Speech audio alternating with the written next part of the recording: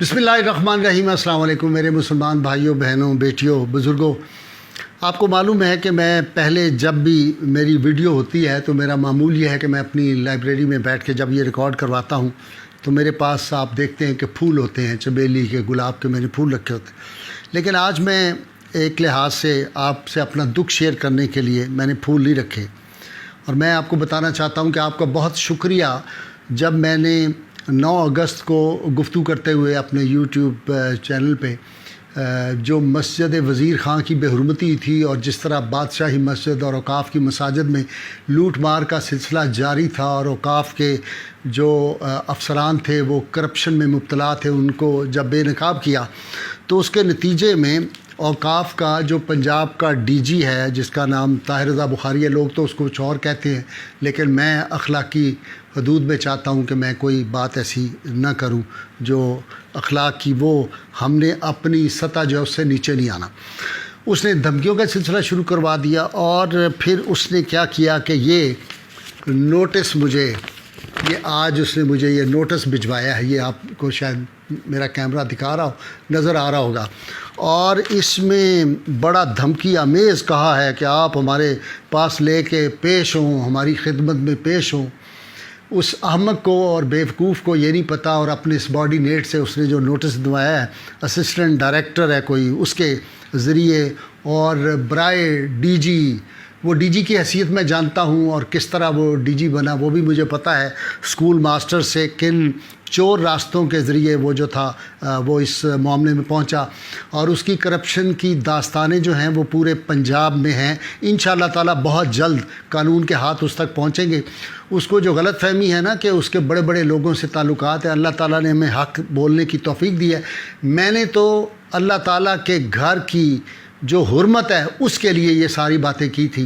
पूरा मुल्क चीख उठा था, जितने लोग पाकबाज माओं की औलाद थे, जितने गैरतमंद मुसलमान थे पूरे मुल्क के और बैरून मुल्क से। और मैं बड़ा शुक्रगुज़ार हूँ कि लोगों ने जब ये मेरा वीडियो देखी और उसके बाद क्लिप के बाद मुझे उन्होंने दुआएं, मुसलसल दुआएं दी, और उन्होंने कहा कि आपने कम से कम औकाफ़ के बेचारे छोटे मुलाजमीन जो थे उन्होंने मुझे दुआएं दी। उन्होंने कहा ये बड़ा ज़ालिम शख्स है और बड़ा करप्ट आदमी है, ये इसके ख़िलाफ़ आपने जो है ये बात बुलंद की है। इंशाअल्लाह ताला उसको हम तो जो भी रास्ते होंगे, हमारे पास अल्लाह की तौफीक से बहुत रास्ते हैं, उसको नहीं पता, अभी वो पैदा ही नहीं हुआ इस दिन के लिए कि वो जो घटिया छोटी छोटी हरकतें कर रहा है, वो भी मैं उसकी बातें बताऊंगा।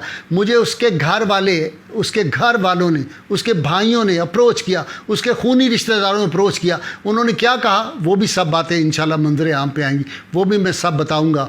और किस तरह इसने जो है वो करप्शनें की हैं वो सारे इंशाल्लाह बहुत जल्द हम बेनकाब करेंगे। लेकिन मैं यहाँ ये कहना चाहता हूँ कि हमारा मकसद क्या था।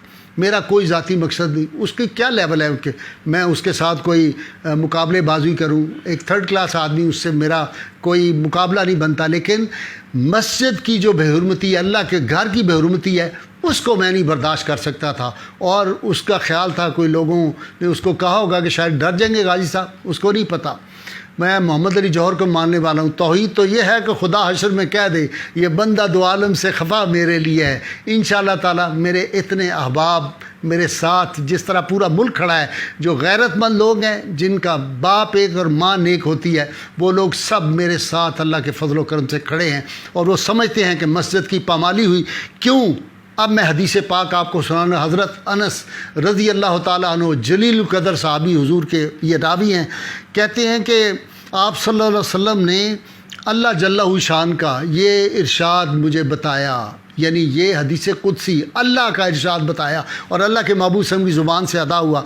क्या इरशाद नकल किया कि मैं किसी जगह, अल्लाह फरमाते हैं, मैं किसी जगह अज़ाब भेजने का इरादा करता हूँ किसी सरज़मीन पे, मगर वहाँ ऐसे लोगों को देखता हूँ जो मस्जिदों को आबाद करते हैं, अल्लाह के वास्ते आपस में मोहब्बत रखते हैं और आखिर रातों में इस्तिग़फ़ार करते हैं, तो मैं वहाँ से अज़ाब को हटा देता हूँ।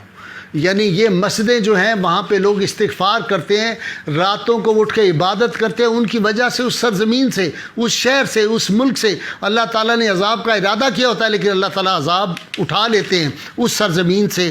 اور یہ وہ ظالم لوگ ہیں، ہم تو پہلے ہی مصیبتوں ہیں، یہ سارا ملک جو ہے کرونا کی وبا میں آیا ہوا ہے، یہ ان لوگوں کے اعمال کی وجہ سے ہے۔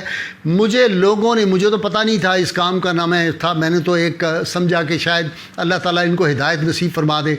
میرے پاس اس وقت 100 سے زیادہ تصاویر جو میں دے نہیں سکتا، مجھے شرم یہ آتی ہے کہ وہ بھی کسی کی بیٹیاں ہیں جن کی تصاویر اور لڑکوں کی، ان کی جس حالت میں تصاویر میرے پاس 100 تصاویر میرے پاس ان صرف 2 مساجد کی، بادشاہی مسجد اور مسجد وزیر خان کی ہیں، وہ انشاءاللہ تعالیٰ جہاں پیش کرنی ہوگی وہ پیش کریں گے۔ اس میں یہ سب ملوث ہیں، یہ لوگ چیختے تھے اس علاقے کے لوگ کہ یہاں کیا ہو رہا ہے، مساجد سے نمازیوں کو نکال کے بند کر کے، اور جو انہوں نے وہاں سے مال کمایا ہے انشاءاللہ تعالی لوگوں سے میں نے کہہ دیا، لوگوں نے آج میں آپ کو حیران کن بات بتانے لگا ہوں۔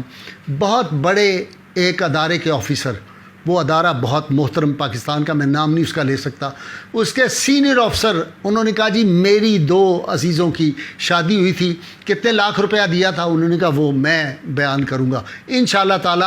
یہ بھاگ کے نہیں جا سکتے، یہ ڈاکو جو ہیں یہ پکڑے جائیں گے انشاءاللہ، قانون کے گرفت میں ہی آئیں گے۔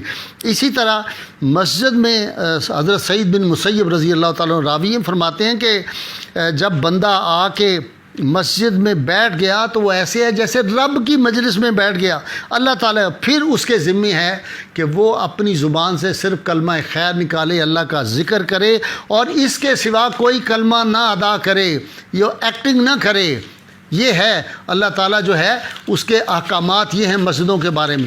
پھر میں آپ کو جو آج بات اس کی حدیث پاک کی سنانا چاہتا ہوں میرے عزیزوں، رسول اللہ صلی اللہ علیہ وسلم نے ارشاد فرمایا، حضرت عباس اس کے راوی ہیں، آپ نے فرمایا کہ میں آپ لوگوں کو نہ بتاؤں ایسے لوگوں کے بارے میں جن کا آخرت میں کوئی حصہ نہیں، اور نہ ان کا کوئی صحیح وضو ہے، نہ ان کی نماز ہے، نہ زکوٰۃ ہے، نہ حج ہے، نہ ایمان ہے، وہ لوگ خدا تعالیٰ سے دور ہیں۔ صحابہ کرام نے عرض کیا یا رسول اللہ صلی اللہ علیہ وسلم وہ کون لوگ ہیں جن کا حج، زکوٰۃ، نماز یہ سب کچھ قبول نہیں ہوگا اور اللہ سے دور ہیں، یہ کون ہیں؟ آپ صلی اللہ علیہ وسلم نے فرمایا میری امت کے وہ لوگ ہیں جو جب اذان سنتے ہیں تو نماز کی تیاری میں مشغول ہو جاتے ہیں اور مکمل وضو کر کے مسجد کی طرف بڑھتے ہیں، وہاں پہنچ کر 2 رکعت پڑھ کر قبلہ کی طرف پشت پھیر کر دنیا کی باتوں میں مشغول ہو جاتے ہیں۔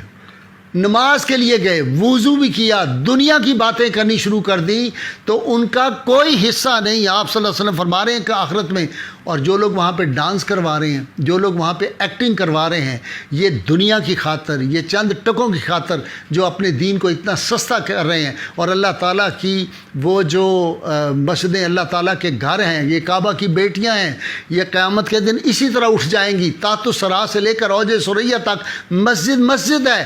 اس کی یہ حرمت ہے کہ سیدنا فاروق اعظم رضی اللہ تعالیٰ نے صرف 2 آدمیوں کو گفتگو کرتے ہوئے دیکھا اور آپ نے ان کو پاس بلایا۔ آپ نے کہا تم کہاں کے رہنے والے ہو؟ انہوں نے کہا جی ہم مدینہ سے باہر فلاں بستی کے۔ آپ نے ارشاد فرمایا اگر تم مدینہ کے رہنے والے ہو تو میں تمہیں درے مارتا سزا دیتا، مسجد میں باتیں کر رہے ہو تم۔